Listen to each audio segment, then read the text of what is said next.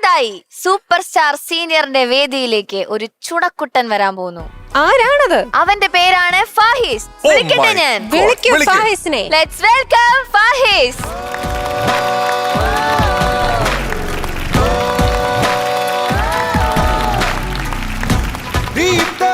Hi Fahis. Hello. Hello, എന്തൊക്കെയുണ്ട് വിശേഷം? നല്ല വിശേഷം. സുഖായിരിക്കുന്നു. എന്ത് തോന്നുന്നു? സൂപ്പർ സ്റ്റാർ സീനിയറിൽ സെലക്ഷൻ കിട്ടി, ഇതാ പാടാൻ വന്നിരിക്കാണ് ഫസ്റ്റ് പാട്ടല്ലേ? അടിപൊളിയാണ് മൊത്തത്തില്. പിന്നെ ഞാനൊരു നോർമലി ഒരു ഓഡീഷൻ തൊഴിലാളിയാണ് ഞാൻ. അതെന്തിട്ടാ അങ്ങനെ പറഞ്ഞേ? അതിങ്ങനെ കൊറേ ഓഡീഷൻ ഇങ്ങനെ പോവും. എല്ലാ കേൾക്കണ ഓഡീഷൻ കാണുന്ന ടിവിയിൽ കാണുന്നതും കാണാനൊക്കെ പോവും. ഞാൻ ബേസിക്കലി പാട്ടൊന്നും അങ്ങനെ ക്ലാസിക്കലൊന്നും പഠിച്ചിട്ടില്ല, ഒറ്റക്ക് തന്നെയാണ് പഠിക്കലൊക്കെ. അപ്പൊ അതുകൊണ്ടായിരിക്കും ചിലപ്പോൾ എനിക്ക് അങ്ങനെ സെലക്ഷൻ ഒന്നും കിട്ടാത്തത്. കുറെ ഒറ്റക്ക് പഠിച്ചപ്പോ ഒരെണ്ണം സെലക്ട് ആയി. അതിൽ കുറച്ച് പോയി, ഫ്രണ്ടിലോട്ട് പോയി. പിന്നെ അതും കഴിഞ്ഞ് കുറെ 3-4 റിയാലിറ്റി ഷോ കഴിഞ്ഞിട്ടാണ് ഇപ്പൊ ഫസ്റ്റ് ഒരു സിനിമാറ്റിക് പാട്ടുകളൊക്കെ പാടുന്ന ഫസ്റ്റത്തെ റിയാലിറ്റി ഷോ ആണ് നമ്മുടെ തട്ടി. വീട്ടിൽ ആരൊക്കെ ഉണ്ട്? വീട്ടില് ഉമ്മ ഉണ്ട്, പിന്നെ എന്റെ താത്തണ്ട്, ഉപ്പുണ്ട്, പിന്നെ ഞാനുണ്ട്, പിന്നെ വൈഫുണ്ട്, കൊച്ചുണ്ട്. ഫായിസിന് എത്ര വയസ്സായി? പാറു, നീ വെച്ച വെള്ളം അങ്ങ് വാങ്ങി വെച്ചേ. അല്ല, ഫായിസിന് എത്ര വയസ്സായി? എനിക്ക് 28 വയസ്സായി. 28. കൊച്ചിന് എത്ര വയസ്സായി? മോൾക്ക് 2 വയസ്സായി. 2 വയസ്സ്. വാ മനുഷ്യ, നമുക്ക് പോവാ അവിടെ. കല്യാണം കഴിച്ചു? ഞാൻ 23 വയസ്സുള്ള കല്യാണം കഴിച്ചു. Love marriage? അതെ. ഓ, അടുത്ത സ്റ്റോറി. നമ്മൾ എന്തോരം സ്റ്റോറീസ് കേൾക്കും. പറയോ ഞങ്ങളോട് ആ ലവ് സ്റ്റോറി? പാട്ട് കഴിഞ്ഞിട്ട് പറഞ്ഞാ പോരെ? അത്രക്കുണ്ട്, നീണ്ട കഥയാണ്. അപ്പൊ പാട്ട് കഴിഞ്ഞിട്ടാ ഞാൻ ടെൻഷനിൽ നിൽക്കണോ? കൊറേ സംസാരിച്ച അങ്ങനെയൊക്കെ ഇതൊക്കെ ഉണ്ട്. പാടിക്കോ. ഏതാ പാട്ട്? ചന്ദനമണി വാതിൽ. ഓക്കെ, അപ്പോൾ ഓൾ ദി ബെസ്റ്റ് എവരിബഡി.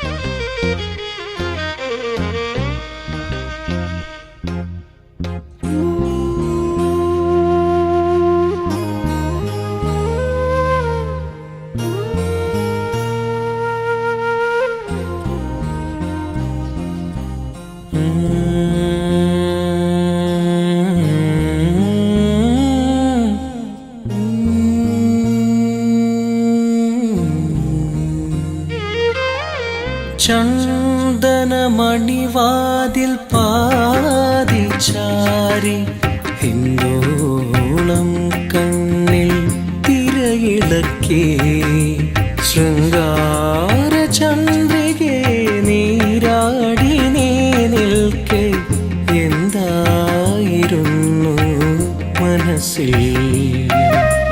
ചന്ദനമണിവാതിൽ പാതിച്ചാരി ഹിന്ദോളം കണ്ണിൽ തിരയിളക്കേ ശൃംഗാര ചന്ദ്രികേ നീരാടി നീ നിൽക്കെ എന്തായിരുന്നു മനസ്സിൽ?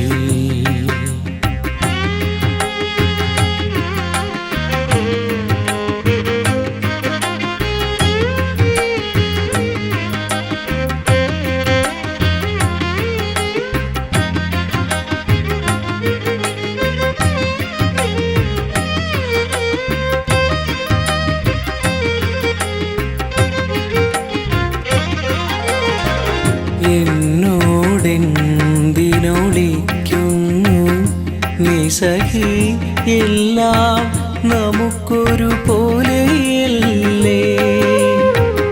എന്നോടെന്തിനൊളിക്കുന്നു നീ സഖി, എല്ലാം നമുക്കൊരു പോലെയല്ലേ? അന്ത്യയാമത്തിലെ മഞ്ഞേറ്റു പൂക്കുമീ സ്വർണ്ണമന്ദാരങ്ങൾ സാക്ഷിയല്ലേ? ചന്ദനമണിവാതിൽ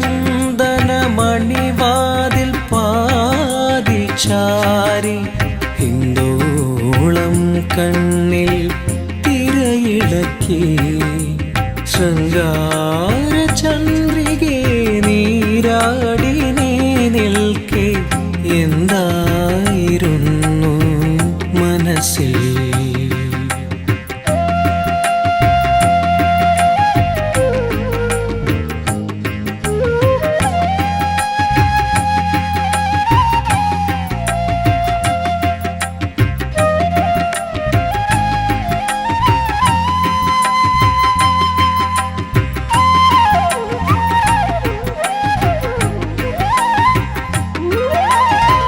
നാണം പൂത്തുവിരിഞ്ഞ ലാവണ്യമേ യാമിനി കാമസുഗന്ധിയല്ലേ നാണം പൂത്തുവിരിഞ്ഞ ലാവണ്യമേ യാമിനി കാമസുഗന്ധിയല്ലേ മായാവിരലുകൾ തൊട്ടാൽ മലരുന്ന മാദകമൗനങ്ങൾ നമ്മളല്ലേ ചന്ദനമണിവാതിൽ പാതിച്ചാരി ഹിന്ദോളം കണ്ണിൽ തിരയിടക്കി ശൃംഗാര ചന്ദ്രികേ നീരാടി നീ നിൽക്കെ എന്തായിരുന്നു മനസ്സിൽ ചന്ദനമണിവാതിൽ പാതിച്ചാരി ഹിന്ദോളം കണ്ണിൽ തിരയിടക്കി ശൃംഗാര ചന്ദ്രികേ നീരാടി നീ നിൽക്കെ എന്തായിരുന്നു മനസ്സിൽ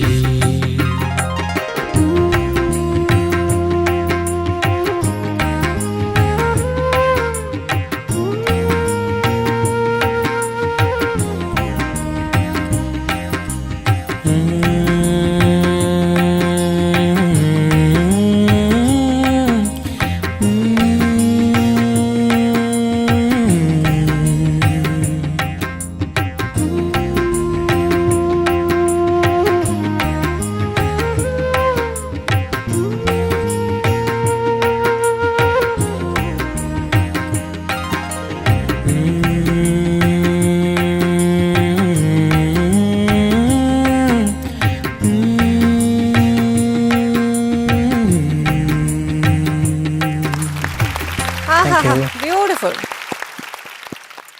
ഫാഹിസ് ഓ എന്ത് തോന്നി, എങ്ങനെ പാടി? പ്രാക്ടീസ് ചെയ്ത പോലെ പാടാൻ പറ്റില്ല, ടെൻഷൻ്റെ ആവും. ടെൻഷൻ ഉണ്ടാ? ചെറുതായി ടെൻഷൻ ആയി പോയി ചേച്ചി. ടെൻഷൻ പറയ്, ആ ലവ് സ്റ്റോറി പറയ്. ഞാൻ ഡിഗ്രിക്ക് +2 കഴിഞ്ഞിട്ട് ഡിഗ്രി പഠിച്ചിരുന്നത് പട്ടാമ്പിയിലാണ്. അപ്പോൾ +2 അത്ര നന്നായിട്ട് പഠിക്കാത്തതുകൊണ്ട് തന്നെ വീട്ടിൽ നിന്ന് തന്നെ ആട്ടി പറഞ്ഞയച്ചതാണ് പട്ടാമ്പിയിൽ പഠിക്കാൻ വേണ്ടിയിട്ട്. അപ്പൊ അധികം ഇല്ലാത്ത യൂണിക് ആയിട്ടുള്ള കോഴ്സാണ് BSc ജിയോളജി എന്ന് പറയും. അവിടെ പോയിട്ട് പഠിച്ച് ഫസ്റ്റ് ഇയർ കഴിഞ്ഞപ്പോൾ സെക്കൻഡ് ഇയർ ആണ് എൻ്റെ ജൂനിയറായിട്ട് എൻ്റെ ഇപ്പൊ നിലവിലുള്ള വൈഫ് വരുന്നത്. അപ്പോ നിലവിലുള്ള വൈഫ് അല്ല, അപ്പൊ ഇതിന് മുന്നേ അപ്പൊ ഇനി മാറാൻ ചാൻസ് ഉണ്ട്. അല്ല അന്ന് വൈഫല്ലല്ലോ, അതാണ് ഉദ്ദേശിച്ചത്.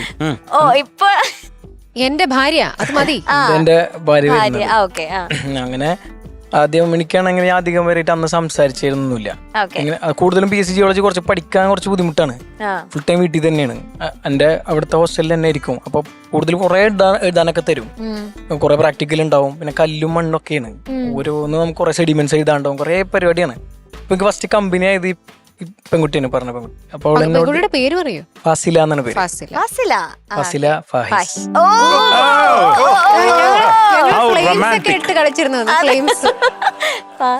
അങ്ങനെ അപ്പൊ കൊറേ സംസാരിക്കും ഞങ്ങള്. പിന്നെ ഞാൻ എന്റെ എന്താ പറയാ, എനിക്ക് ഭയങ്കര ടെൻഷനൊക്കെ അടിച്ചിരിക്കുന്ന സമയത്ത് രാത്രി വിളിക്കും. രാത്രി 12 മണിക്ക് വിളിച്ചു കഴിഞ്ഞാൽ പുലർച്ചെ 5 മണിക്കൊക്കെ കോളിങ് തീരാ. ഇതെന്തൊരു ടെൻഷനാണ് നിനക്ക്?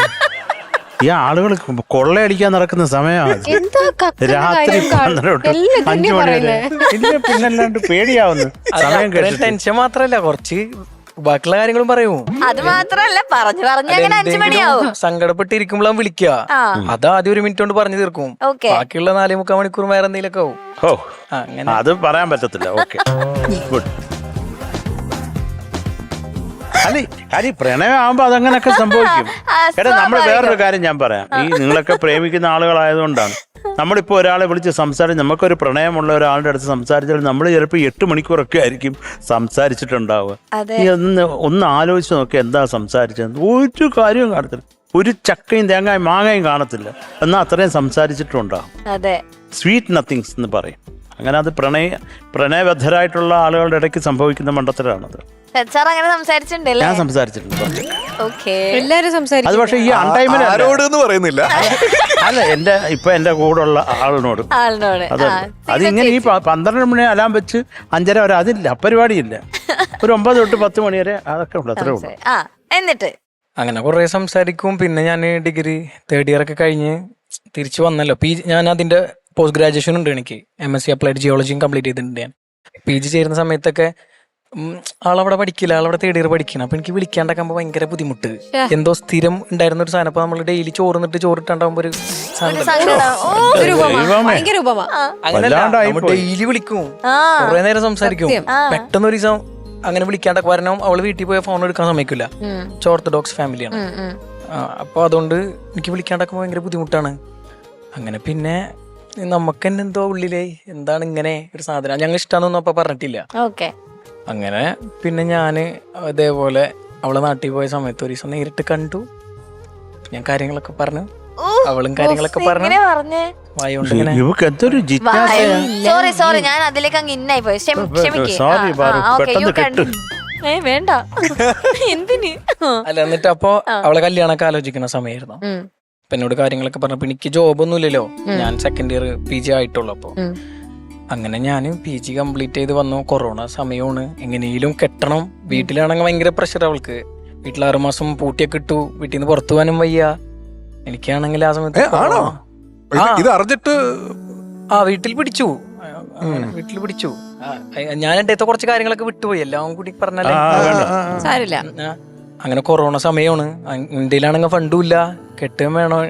ഇപ്പൊ എന്റെ ഉപ്പാട് ഞാൻ കാര്യം പറഞ്ഞപ്പോ ഉപ്പ എന്നെക്കാളും സപ്പോർട്ട്, ധൈര്യമായിട്ട് കൊണ്ടുപോടാന്നൊക്കെ.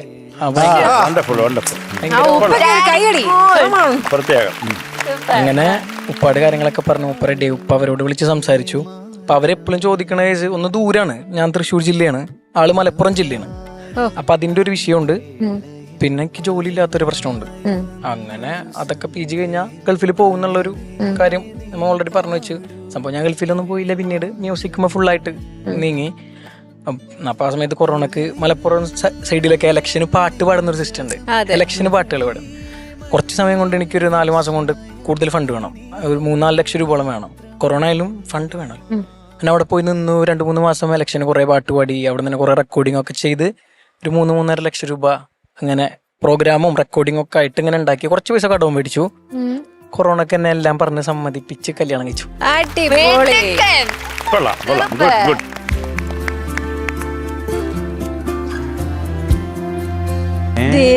ഇതാണോ ആ മൊഞ്ചത്തി? എന്ത് ഗ്ലാമർ അല്ലേ.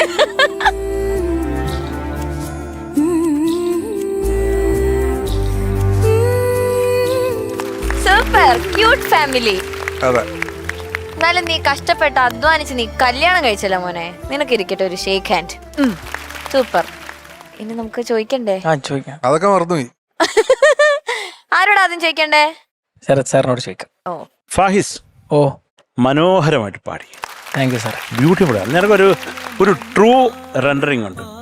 അതാണ് വേണ്ടത്. ഒരു ആർട്ടിഫിഷ്യാലിറ്റിയും തോന്നിയില്ല. നന്നായിട്ട് പാടി. Thank you sir. കേട്ടോ. എന്തൊക്കെയാലും ഫാഹിസിന്റെ വൈഫിനെയും കുഞ്ഞിനെയും കണ്ടതിനും കുറേ സന്തോഷം. ഞങ്ങളുടെ സ്നേഹാന്വേഷണം അറിയിക്കും. അതെ. Thank you. Thank you sir. Thank you Sarath sir. Shanika നന്നായിട്ട് പാടി. Thank you. എനിക്ക് ഫീൽ ചെയ്തത് ഒരു ഭയങ്കര ഒരു നാച്ചുറൽ സംഭവമുണ്ട് ഫായിസ് പാടുന്നതിൽ.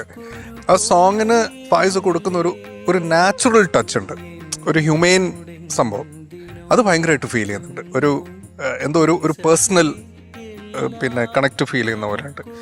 അത് കീപ്പപ്പ് ചെയ്തുകൊണ്ടിരിക്കുക കേട്ടോ. കൂടുതൽ ടെക്നിക്കാലിറ്റിയിലേക്ക് പോവാതിരിക്കുക കേട്ടോ. അത്രേ ഉള്ളൂടാ. All the best. Thank you Shanika. ചേച്ചി ഫാഹിസിന്റെ വോയിസ് അടിപൊളി. Thank you. എന്തായാലും ഇത്രയൊക്കെ ഒരു നമ്മൾ മനസ്സുകൊണ്ട് ഞാൻ ഇന്ന ഒരു പെൺകുട്ടീനെ കല്യാണം കഴിക്കും, ഞാൻ ഇങ്ങനെ അധ്വാനിച്ച് ഞാൻ ചെയ്തിരിക്കുന്നു പറഞ്ഞാൽ അത് ചെയ്ത ആളാണ്. അതെ. അപ്പൊ അത് ഒറ്റയ്ക്ക് ചെയ്യാൻ പറ്റില്ല, അത് അവിടുത്തെ ആ കൃപ ഉണ്ടെങ്കിൽ മാത്രമേ ചെയ്യാൻ പറ്റുള്ളൂ. തീർച്ചയായിട്ടും. അല്ലേ? അപ്പൊ തീർച്ചയായിട്ടും അതുകൊണ്ടാണ് ഇത്രയും നല്ലൊരു വോയിസും കൂടെ കിട്ടിയത്. അതുകൊണ്ട് മനോഹരമാവട്ടെ ഫ്യൂച്ചർ, മാക്സിമം ഔട്ട്പുട്ട് ഈ വേദിയിൽ കൊണ്ടുവരും. ഇത് ഗോൾഡൻ ഓപ്പർച്യൂണിറ്റിയാണ്. ഈ ഒരു വേദി ഒരു ചന്ദനമണി വാതിലാണ്. അതങ്ങ് ഒരു സൂപ്പർ ഓപ്പർച്യൂണിറ്റി ആയി മാറട്ടെ ലൈഫിലെ. Okay, God bless you. Thank you ചേച്ചി. ഓക്കെ ബൈസ്, നമുക്കിനി മാർക്സ് ചോദിക്കാം. Shanika 8.3. Thank you Shanika. Sharath sir? ഞാൻ ഭാഗ്യത്തിന് 8.5 marks. Thank you Sharath sir. ചേച്ചി? 8.6.